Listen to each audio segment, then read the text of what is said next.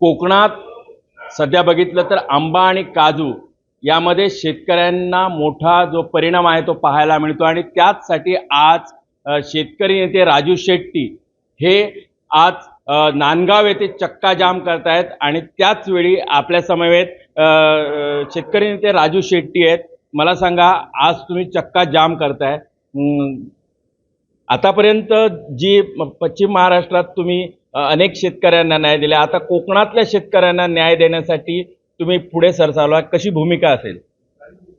याचं कारण 50 वर्षामध्ये आलं नव्हतं एवढं संकट आंबा आणि काजू उत्पादक शेतकऱ्यांच्यावर आलेलं आहे।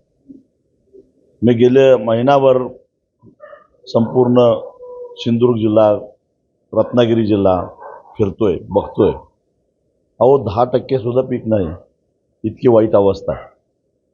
खर्च मात्र 100% झालेला आहे। म्हणजे पीक 10% नाही, खर्च 100%। कशी तोंड मिळवणी करायची अशी अत्यंत वाईट अवस्था आज शेतकऱ्यांची झालेली आहे।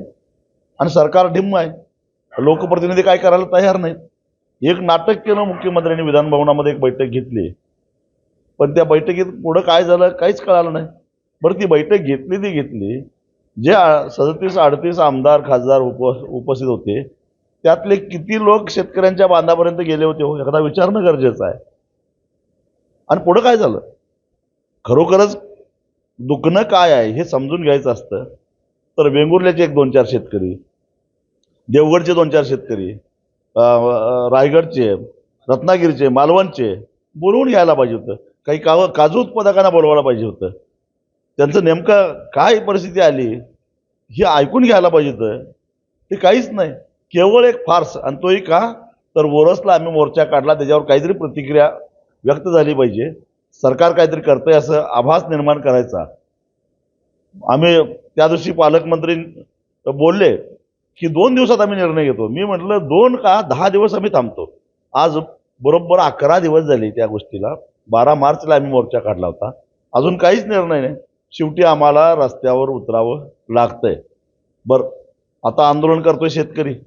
बरं, हा सविनय कायदेभंगाचा मंत्र आम्हाला दिला महात्मा गांधींनी, कशासाठी तर मायबाप सरकारचं आपल्या प्रश्नाकडे लक्ष वेधायचं म्हणून कायदा मोडून सविनय कायदेभंग का म्हटलेला आहे। नम्रपणानं हा कायदा आम्ही मोडतो, याचं कारण तुमचं आमच्याकडे लक्ष नाही।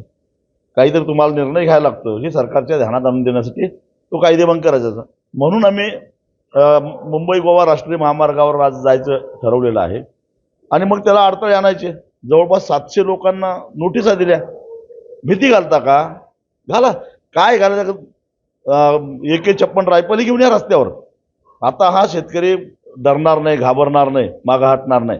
निधड्या छातीनं शेतकरी पुढं तुमच्या छातीवर गोळ्या झेलायला तयार आहे, परंतु आता शेतकरी मागं हटणार नाही।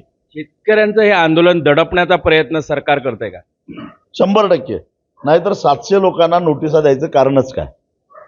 काही शेतकऱ्यांचे वेगवेगळे व्यवसाय आहेत, मग महसूल खात्यामार्फत त्यांना त्रास द्यायचा, त्यांना नोटिसा द्यायच्या, त्यांना दंड करायचा।